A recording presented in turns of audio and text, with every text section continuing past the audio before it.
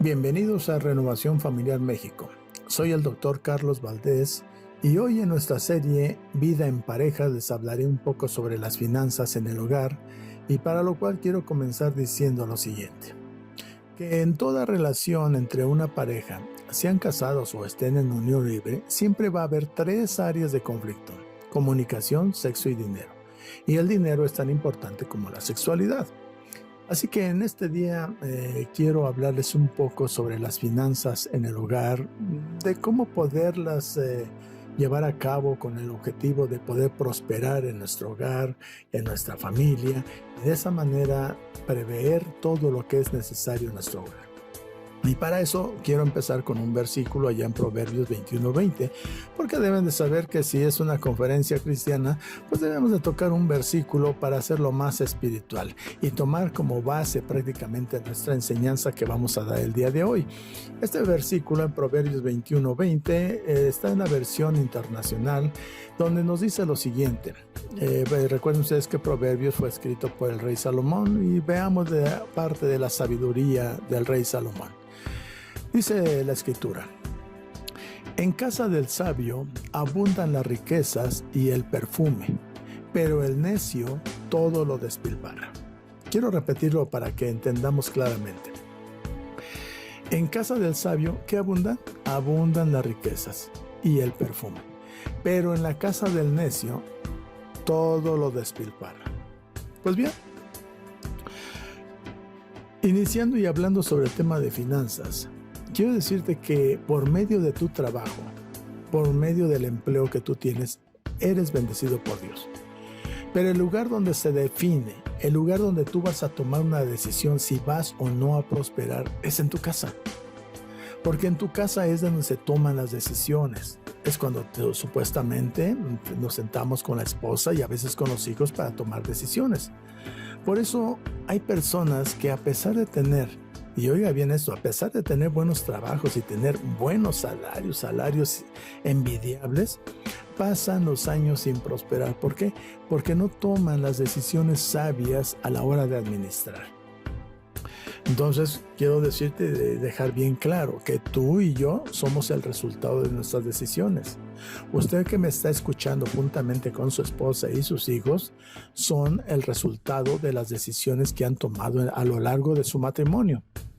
Y digo de su matrimonio porque estamos hablando de matrimonios, y cuando nos unimos a un hombre o a una mujer en matrimonio, pues lógicamente ahí es donde nosotros empezamos a tomar decisiones juntamente en pareja para decidir qué es lo que vamos a hacer en nuestra vida. Entonces, lo que usted es hoy, lo que yo soy hoy, el día de hoy, quiero recalcarlo, lo que yo soy hoy o lo que es usted hoy es el resultado de lo que decidimos ayer. Y mañana seremos el resultado de lo que decidamos hoy. No olvides que tanto el futuro como el pasado se van a construir en el presente. Tú construyes tu pasado o construyes tu futuro.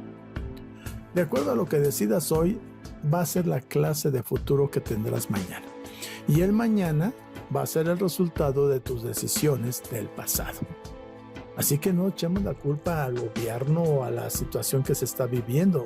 La culpa en cómo estamos viviendo es exclusivamente tuya. Entonces, tanto el éxito como el fracaso se van a construir. El fracaso, aunque usted no lo crea, el fracaso usted lo construye. El éxito usted lo construye. No se triunfa ni se fracasa de la noche a la mañana. Todo esto depende de las decisiones que usted tome, y decisiones ya sea acertadas o equivocadas en cada una de las planeaciones que usted lleva a emprender. Así que vuelvo a preguntar hasta este momento, ¿dónde se toman las decisiones? Pues en tu casa. Es en tu casa donde tomas las decisiones. En tu casa es donde decides si tú vas a diezmar o vas a ofrendar. En tu casa es donde decides si vas a realizar un presupuesto mensual de gastos. En tu casa es donde tú decides si vas a pagar de contado o a crédito. Y finalmente en tu casa es donde se decide si vas a ahorrar o gastar todo lo que entra a tu bolsillo. El que toma malas decisiones, y escúchame bien, el que toma malas decisiones con el salario que llega a recibir en sus manos después de toda una semana de trabajo, el que toma malas decisiones va a disiparlo. Todo lo tira y todo lo desperdicia. Y cuando digo todo es todo, por más dinero que se tenga o mayores ingresos que se reciban, usted lo va a tirar, lo va a disipar o lo va a desperdiciar. Nunca te va a alcanzar el dinero, no importa si recibes un aumento en los ingresos o un ascenso laboral. Si este dinero no va acompañado de decisiones sabias en las cuales estás invirtiendo, todo se va a desperdiciar. O sea que, ¿cuál es el consejo para esto? Si usted me permite darle un consejo, quiero decirle que simplemente aplique los principios de Dios, esos principios que están establecidos en la palabra, aplíquelos a la hora de administrar tus recursos para que además de ganar, bien puedas tú prosperar por medio de aquello que ganas. Y otra cosa quiero decirte, debes de estar contento con lo que tienes. ¿Por qué? Porque el contentamiento produce crecimiento.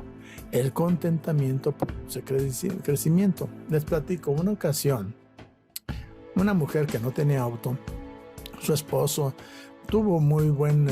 hizo un buen negocio que le pudo comprar un Volkswagen, y esta mujer, cuando recibió el Volkswagen, estaba feliz de la vida.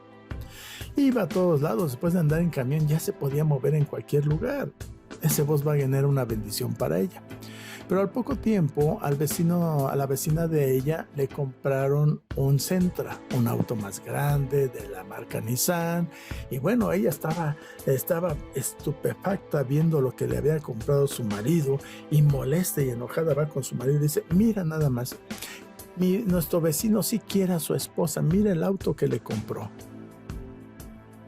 Ella pronto, cuando vio un auto mejor que el de ella, perdió el contentamiento.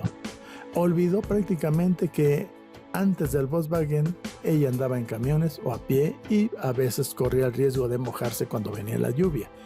Pero de repente ve a un vecino que le compran algo mejor y se le borró el contentamiento. Quiero decirles una cosa. Dice Proverbios 13:7, y esta es la palabra que nos da sabiduría. Hay quien pretende ser rico y no tiene nada, y hay quien parece ser pobre y lo tiene todo. El que presume de rico termina sin tener nada, porque vive en un determinado nivel de vida sin estar preparado verdaderamente para vivir en ese nivel. Yo creo que usted, como mucha gente, conoce a alguien de esa manera, que trae buena ropa, que se toma muy buenas vacaciones, unas vacaciones envidiables, ¿verdad? Y lleva un buen estándar de vida. Pero el problema es que siempre viven endeudados con las tarjetas de crédito, alquilan, rentan una casa, y si se quedan sin trabajo no tendrían ninguna reserva ni siquiera para sobrevivir unos días. En cambio, hay otros que, pudiendo vivir en un determinado nivel de vida, escogen ser mesurados en sus gastos y terminan teniendo muchas riquezas. Es ahí cuando nosotros criticamos, digo: oye, ¿cuánto dinero tiene? Y mira la ropa que se pone, debería de vestirse con ropa de marca, debería de traer un auto último modelo, un auto de lujo. Pero ¿sabe? Él está tranquilo, él está contento y termina teniendo muchas riquezas. Estos son los que, sin hacer tanto escándalo, tienen verdaderamente recursos. Y mire, le voy a decir una cosa. Ustedes saben que yo soy médico, soy especialista, y fíjense que hay dos tipos de pacientes que tengo. Pacientes que son de un nivel medio o con dinero y negocios, y otros que vienen de pueblito. Y fíjense que lo que me sorprende es que cuando viene un paciente de buenos recursos, que se le ve una personalidad impecable, se le ve que es una persona solvente, siempre están tratando de que les haga un descuento en sus tratamientos, o bien de repente están dándole vueltas al asunto con el fin de ver de qué manera hacer su tratamiento. Pero con la gente que viene del campo, gente que tiene pobre su ropa, que a lo mejor hasta vienen en guarachito, a mí me sorprende que cuando uno les dice cuál es el presupuesto, inmediatamente sacan el dinero y te lo pagan. Estos son los que dicen que realmente tienen poco, pero tienen mucho. Entonces, estos son los que sin hacer tanto escándalo tienen verdaderamente recursos. ¿Por qué? Porque son dueños de su casa, no dependen de una tarjeta de crédito, tienen ahorros para enfrentar una emergencia o un proyecto, algo que ellos desean llevar adelante. Yo le preguntaría una cosa a usted. Si en estos momentos usted requiriera del servicio médico una cirugía, ¿tiene el dinero para poder enfrentar ese acto tan importante, tan necesario? Por lo general, la gente que tiene mucho dinero gasta poco, y la gente que tiene poco dinero gasta mucho proporcionalmente hablando. El vivir por encima de las posibilidades te deja sin posibilidades de progresar. Repito, vivir por encima de tus posibilidades no te va a dejar posibilidades de progresar, pero vivir por debajo de tus posibilidades te permite crecer económicamente. Esta es la clase de crecimiento económico, gastar menos de lo que se gana. Sin embargo, la gran mayoría le da prioridad al hoy, sacrificando el mañana. Por ejemplo, hay personas que piensan de esta manera. Dice, yo no voy a esperar a tener mi casa propia y después disfrutar de la vida que me gusta, ¿sabes? Entonces date el gusto, pero no esperes tener tu casa propia. Otras personas piensan de la siguiente manera. Yo no voy a esperar a pagar mis deudas eliminando mis gustos. Entonces, Dios te va a decir, date tus gustos, pero ten en cuenta que tus deudas te van a ahogar en cualquier momento. Hay otras personas que piensan y dicen, yo no voy a esperar a tener éxito en mi proyecto sacrificando mis gustos. Entonces, disfruta tus gustos, pero ni sueñes con tener éxito en tu proyecto. Todo requiere sacrificio. Todo lo que tú quieras emprender en la vida requiere sacrificio. Ten paciencia. Todo viene a su tiempo. Necesitamos madurar y dejar el pensamiento infantil, desarrollando contentamiento en nuestra forma de vivir, aprendiendo a sacrificarnos en pro de una economía que sea una economía sana y creciente. Recuerden siempre que el efecto contrario que enseña la palabra de Dios nos dice que el que se da de rico termina sin tener nada, y el que se la da de pobre termina teniendo muchas riquezas. La palabra de Dios indica que no debemos de tener más alto concepto de nosotros mismos que lo que realmente corresponde. Esto aplica también a nuestro estándar de vida, y te aseguro que vas a progresar económicamente de forma verdadera cuando realmente apliques los principios bíblicos. ¿Por dónde vamos a comenzar? Bueno, es una gran pregunta. ¿Dónde vamos a comenzar? Pues haciendo un presupuesto mensual de gastos. Dice la Escritura en Lucas 14:28. Supongamos que alguno de ustedes quiere construir una torre. ¿Acaso no se sienta primero a calcular el costo para ver si tiene suficiente dinero para terminarla? Es un versículo bastante impactante. Entonces, todos nosotros tenemos una torre básica, un plan, un deseo, algo que es elemental que edificar cada mes, algo que queremos edificar cada mes, mes con mes. Esto es lo que nos cuesta vivir mensualmente. De ahí existen distintos tipos de torres. Por ejemplo, comprar una casa. Siéntate a calcular los costos. Comprar un automóvil, hay que sentarnos a calcular los costos. Ahorrar para las vacaciones, hay que sentarnos para calcular los gastos. Ahorrar para un negocio, hay que sentarnos para calcular los gastos. En esta ocasión, Jesús nos da dos instrucciones precisas y de gran sabiduría para edificar una torre. Edificar una torre es lo que tú tienes planeado para esta semana, para dentro de un mes, para dentro de un año, para dentro de 10 años, ¿sí? Entonces, hay dos cosas que debes de hacer. Primero, sentarte, y segundo, calcular. Sentarte y calcular. Sentarse, esto significa tomarse su tiempo a la hora de hacer las cuentas. Y esto hay que hacerlo literalmente desde el principio. Hay que sentarse. Y cuando tengas que hacer tu presupuesto mensual de gastos, entonces sentaditos, dedicando del tiempo, reflexionando en qué y cómo utilizar tu dinero. No tienes que decirlo a tu esposa, decir, oye, vamos a hacerlo rápido. No, tómate el tiempo sentadito, relajado, tomándote un cafecito juntamente con tu esposa. Y si tus hijos son mayores, pídeles una opinión. No vas a perder nada con pedir una opinión a tus hijos. Y lo segundo, calcular. Esto significa hacer los cálculos, es decir, fijarse de forma detenida, tranquila, si el dinero te va a alcanzar para cubrir la forma en que deseas vivir. Todos sabemos que tenemos un deseo. ¿Cómo deseo vivir? Lo que tú deseas para vivir, pues hay que sentarse y calcular los gastos. Hay que elaborar un presupuesto. No, esto no tiene ninguna ciencia, ¿eh? Simplemente vas a tomar un papel y un lápiz y se enumeran las cosas según el orden de importancia para poder utilizar el dinero. Primeramente lo que es primordial y después lo que es secundario. No te olvides que todo presupuesto debemos de complementar o tomar en cuenta los siguientes puntos. Primero, los imprevistos. ¿Qué es un imprevisto? Algo que no sabes cuándo va a suceder, pero que puede suceder. ¿Cuándo? No lo sabemos. Por ejemplo, descomposturas de electrodomésticos. ¿Qué haces si se te descompone el refrigerador porque ya es muy viejo, verdad? Hay que tomar en cuenta los previstos, lo que sabes que va a suceder. Por ejemplo, el comienzo de clases. Tú bien sabes que van a iniciar las clases los hijos, así que hay que tener previsto el dinero que vas a requerir para comprar útiles y uniformes. Hay otra cosa que debemos de tomar en cuenta, los proyectos. Por ejemplo, terminar de construir tu casa, o comprar casa, o comprar un terreno para iniciar la construcción de tu casa.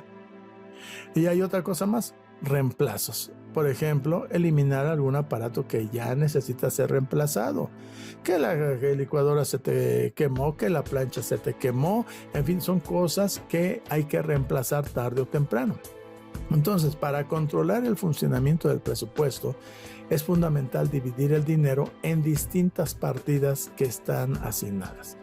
Ahora, un ejemplo, puedes hacer haciéndolo en sobres, separando tu dinero en sobres para que de esa forma poder controlar mejor lo que estamos utilizando,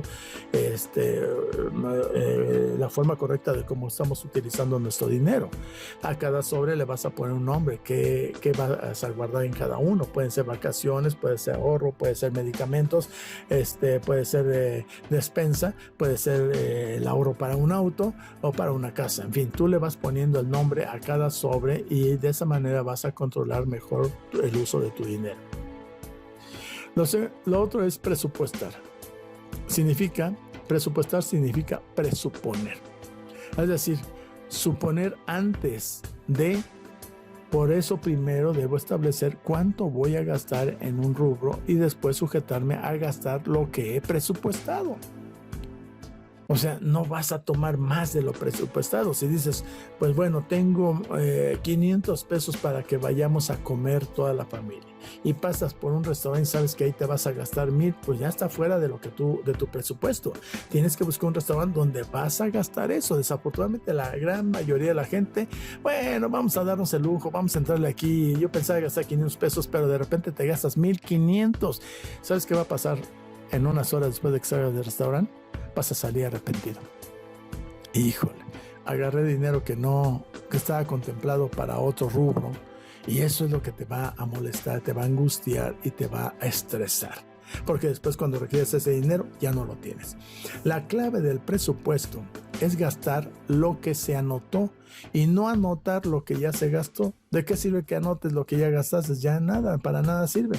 Así hace la gran mayoría de la gente, ya que una vez ha gastado el dinero, no sirve de mucho anotarlo, no tiene caso. Con esto quiero pasar a otra área que afecta a nuestras finanzas. ¿Cómo prestar a otras personas? Oiga, esto sí como trae problemas cuando prestamos dinero. Y fíjense que la Biblia nos habla de ello y nos dice cómo debemos de hacerlo. En Lucas 6:35 dice: amad pues a vuestros enemigos y haced bien, y prestad no esperando nada a cambio. ¿Leyó bien usted? y prestad no esperando nada a cambio, y vuestro galardón será grande y seréis hijos del Altísimo, porque Él es benigno para con los ingratos y malos. Él es benigno para con los ingratos y malos. Cuando presto dinero, óigame bien, cuando yo presto dinero, presto un libro, presto un suéter, una prenda de ropa, porque llegaron visitas y estamos en el jardín y hace frío, sacamos las capitas, la chamarra, los suéteres, cualquier cosa que usted preste, debe de darlo por perdido. Salen las personas de casa y dicen, ay, te traigo tu suéter mañana. Tú todo lo que prestes, dalo por perdido, ya que cuando dejo de tenerlo, cuando dejo de tener un objeto, también dejo de poseerlo. En el caso, por ejemplo, del dinero, nunca prestes si lo necesita, si ese dinero que vas a prestar lo necesitas tú para una fecha determinada, ya que podría esta persona a quien estás prestando a lo mejor no te lo devuelve y te vas a meter tú en problemas gratis. Si doy un préstamo, debo hacerlo con dinero propio, porque de esa forma estaré comprometido a aquello que es mío y de lo cual verdaderamente dispongo. Fíjense que una vez me sucedió que estaba en casa, recibo una llamada telefónica de un amigo. Me dice, oye Carlos, dice, préstame 7,000 pesos para pagar el colegio de mi hija porque ando atrasado y me lo están exigiendo. Y yo tenía guardado el dinero de la renta de mi casa. Entonces pensé, dije, ¿qué hago? Entonces dije, mira, ok, no te puedo prestar los 7,000, pero te voy a prestar 3,500. Entonces, pero te quiero decir una cosa, ese dinero es la renta, es parte de la renta de mi casa y yo necesito pagar la renta en cierta fecha. Dice, no hay problema, yo antes de ello te la pago. ¿Sabe qué sucedió? Nunca se apareció y hasta la fecha nunca me pagó. Me metió en problemas, aparentemente. Yo ya tenía calculado eso porque sé lo que dice la escritura, pero quise presionarle en cierta manera, pero pues lógicamente yo ya tenía el dinero de mi renta, pero si le hubiera prestado todo lo que él quería, entonces sí me hubiera metido en problemas. Así que nunca prestar con algo que tú tienes ya presupuestado para tu vida. Y nunca prestar con un préstamo a menos que puedas responder por él. Nunca prestar con un préstamo. ¿A qué me refiero? Hay gente que saca un préstamo a su nombre y entrega el dinero a otra persona que se lo pidió prestado, con la esperanza de que esta persona se haga cargo de todos los pagos cada mes. El problema es que cuando se presenta el incumplimiento de la persona que le prestaste el dinero, te vas a ver en serios problemas. ¿Por qué? Porque no vas a poder responder tú frente a ese compromiso que asumiste ante el banco. Recuerda que el que tiene el préstamo con el banco eres tú, no es a la persona a quien le diste el dinero, ya que tú sacaste el dinero. Entonces el banco te conoce a ti, él no conoce a la persona a quien le diste el dinero. Y por otra parte, lógicamente ese dinero que prestaste a esa persona y que no pagó, pues lógicamente esa persona no figura en el banco. Si prestas con un préstamo, oye bien esto, si tú prestas con un préstamo, tú debes de estar en las condiciones económicas para poder pagar los abonos, pagos o mensualidades o como quieras llamarle. Además, debes tú quedarte con los documentos del pago e ir tú a pagar cada mes para asegurarte que la mensualidad realmente está cancelada o pagada. ¿A qué me refiero con esto? Yo le pedí el dinero al banco para prestárselos a un amigo. El banco no conoce a mi amigo, el banco me conoce a mí. Entonces yo soy el deudor. Entonces yo lo que debo de hacer con mi amigo es decir, ¿sabes qué? Págame a mí mensualmente el dinero que debes de ir a pagar al banco. Él te va a decir, yo no te preocupes, yo lo voy a pagar. No, dámelo a mí. Tal fecha debes de traerme el dinero a mí, pero tú ya tienes el dinero apartado para ir a pagar la mensualidad allá al banco. De esa manera tu persona queda bien ante el banco, ¿sí? Y tú vas a estar seguro que está cancelada para que no te lleguen después las llamadas de que sabe qué, pues debe tanto y no ha pagado. Y de, oiga, pero yo no tengo el dinero, se lo presté a otra persona. No, nosotros le prestamos a usted y tú es el que vas a responder. Entonces, por otro lado, también cuando tú hagas un préstamo a otra persona, debes de ponerlo por escrito, estipulando el monto, el plazo y la moneda en que lo estás otorgando. Dice, ay, ¿cómo le voy a hacer esto a un hermanito que firme un documento? El banco también te va a solicitar a ti que firmes los documentos. Acuérdate que entre creyentes, entre familiares y amigos, no se debe firmar un papel. Acuérdate, hermano. Entre creyentes, entre familiares y amigos, no se debe firmar un papel. No uno, sino dos. Dos deben de firmar, es decir, una copia para cada uno, y de esta manera dejar prácticamente por escrito lo que tú le estás prestando para evitar conflictos en el futuro. No se imaginan cuántos conflictos he visto yo en la iglesia por prestarse dinero. Yo les recomiendo una cosa siempre en las iglesias: no se presten entre hermanos. Si tú prestas, porque la libertad la tienes de prestar a un hermano en la iglesia, olvídate de él. Tú lo das el dinero, haz de cuenta que ya lo perdiste. Si él te paga, es una bendición. Entendamos que el que recibe el préstamo debe devolverlo para no estar bajo maldición, y el que presta igual debe de estar preparado para no recibirlo. Para terminar, hermano, yo espero que estos pequeños consejos te sean de utilidad, pero ya quiero terminar, y para terminar quiero orar por ti y quiero bendecir tu vida.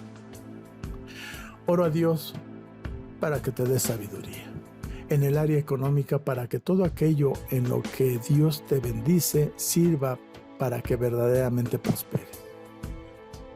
Oro a Dios para que te dé contentamiento, para que aprendas a disfrutar lo que tienes y puedas también crecer económicamente sin ser conformista, pero sin hipotecar tu futuro. Oro a Dios para que te dé pericia, para planificar financieramente, para que puedas desarrollar un presupuesto mensual de gastos y de esta forma poder optimizar la utilización de tu dinero. Ora a Dios para que te dé sabiduría, para que cuando tengas que prestar lo hagas como enseña la palabra de Dios, sin dañar tu economía y tus relaciones. Ora a Dios de esto, pidiendo a Dios que te bendiga en tus finanzas, te prospere económicamente y te dé la sabiduría de cómo utilizarlas. Que así sea. Amén. Queridos amigos que me han escuchado, Dios los bendiga. Soy el doctor Carlos Valdés de Renovación Familiar México. Hasta la próxima.